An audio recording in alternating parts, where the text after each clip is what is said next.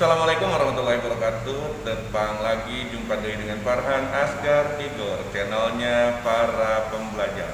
Apa kabar para pembelajar sekalian? Dan tentunya sahabat pasti, sahabatnya Farhan Asgar Tigor. Seperti biasanya setiap hari Jumat ada kegiatan pagi, yaitu tausiah Jumat. Tetapi ternyata kegiatan itu hanya dilakukan pada minggu pertama dan minggu ketiga. Sementara minggu kedua dan minggu keempat ada kegiatan lain, tetapi ternyata animo dari anak-anak sungguh luar biasa, sehingga pada minggu kedua dan minggu keempat pun harus diisi dengan kegiatan tausiah Jumat. Minggu ketiga pekan ini ternyata ada kegiatan penilaian tengah semester, jadi tidak bisa dilaksanakan juga. Untuk itu maka tim Rohis SMP 5 berinisiatif akan mengisi kegiatan tausiah Jumat di minggu kedua, minggu keempat, dan saat kegiatan itu tidak bisa dilaksanakan. Untuk itu mari kita saksikan bersama tausiah Jumat yang disampaikan oleh tim Rohis SMP Negeri 5 Bogor. Selamat menyaksikan.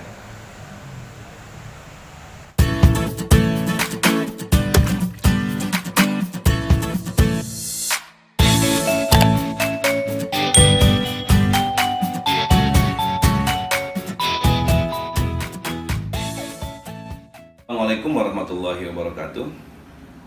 Hatim Al-Asom, seorang cendekiawan muslim pada zamannya, seorang syekh atau kalau kita boleh menyebutnya seorang profesor, memberikan pesan buat kita semua.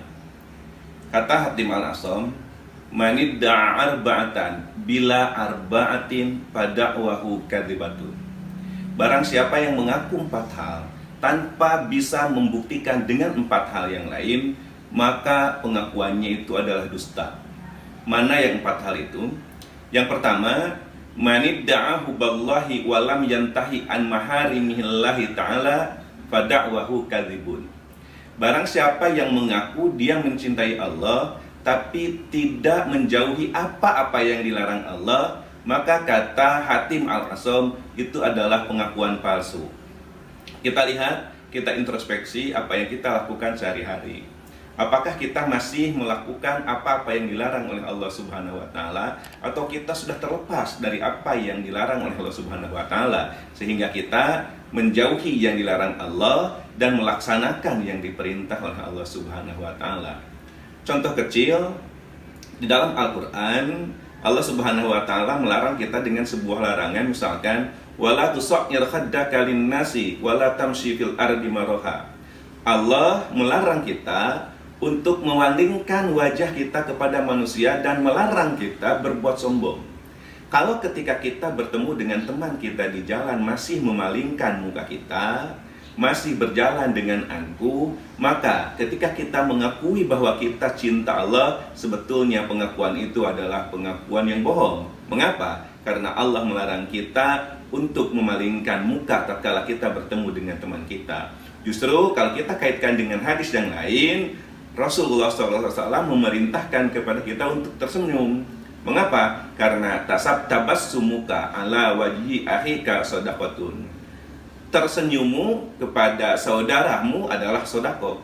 Jadi ketika kita menjadi orang yang suka memalingkan muka saat bertemu dengan teman-teman kita, dan kita mengaku bahwa kita sebagai orang yang mencintai Allah, poin pertama, kita telah melakukan sebuah pengakuan dusta. Yang kedua, kata Hatim Al-Asom, wa manidda'ahu ban Nabi sallallahu alaihi wasallam wa karihal fuqara wal masakin fada'wahu kadzibun. Ya.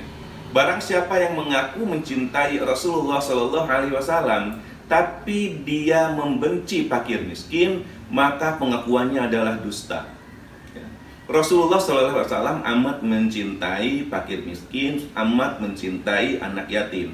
Ketika kita menghardik anak yatim, ketika kita tidak memperdulikan fakir miskin, maka ketika kita menyebut diri sebagai orang yang mencintai Nabi, maka pada saat itu kita pun telah melakukan sebuah kedustaan.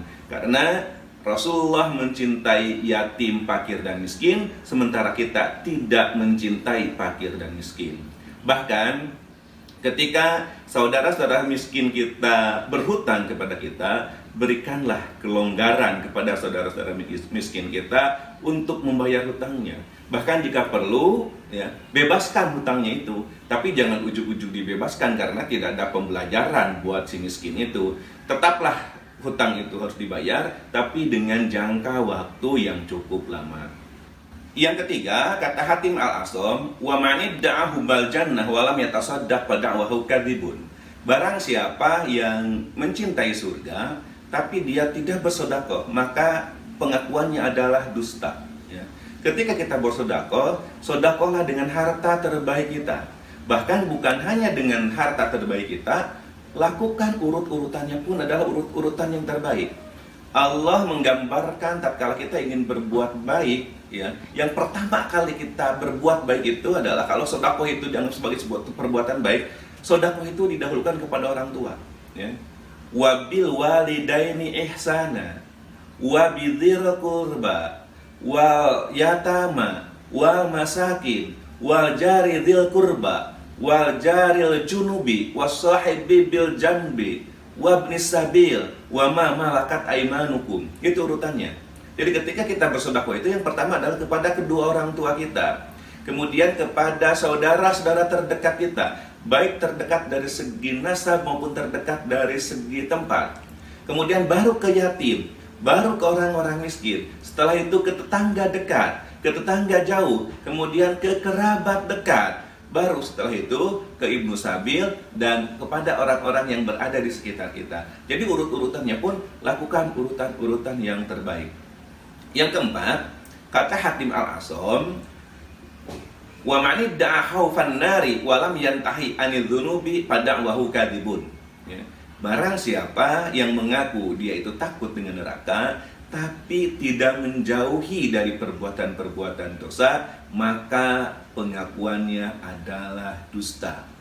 Ketika kita masih melakukan tunggul dirarut jatang dirumpak, segala sesuatu kita lakukan, kita menghalalkan segala macam cara, kita melakukan perbuatan-perbuatan dosa yang sangat kita sukai, maka ketika kita mengaku bahwa kita takut dengan neraka, maka pengakuannya itu adalah pengakuan dusta. Karena ketika kita mengaku bahwa kita takut dengan neraka, harus diiringi dengan bukti bahwa kita tidak mau melakukan perbuatan-perbuatan dosa. Itu saja yang bisa saya sampaikan. Mudah-mudahan ada manfaatnya. Terima kasih. Wassalamualaikum warahmatullahi wabarakatuh.